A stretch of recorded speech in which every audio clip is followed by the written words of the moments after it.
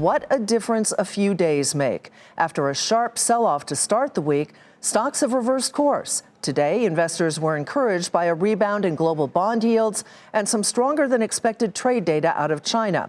Add it up, and you have the recipe for a rally. The Dow rose 371 points to 26,378. The Nasdaq climbed 176, and the S&P 500 added 54 and is now positive for the week. Bob Pisani has been looking at some themes emerging in this market.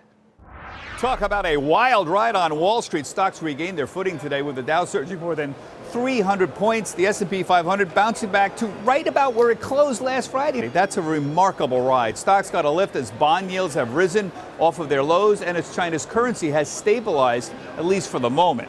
Cyclically, economically sensitive groups like technology and industrials, they led today's gains. They're now all positive for the week. There's two big themes emerging that investors are paying attention to. First, is there a chance for a second trade truce between the United States and China? Some say no, some say yes. And second, will this brief period of stability in stocks and bonds and China's currency, will that last? Well, a lot seems to be riding on the question of a possible recession in 2020. J.P. Morgan was out with a note today saying, while the economic data highlights elevated recession risk, the likelihood of a downturn in the next 12 months is still below 50%. But Mark Zandi from Moody's Analytics disagrees. He says the probability of a recession is more than 50% due to the latest round of tariffs.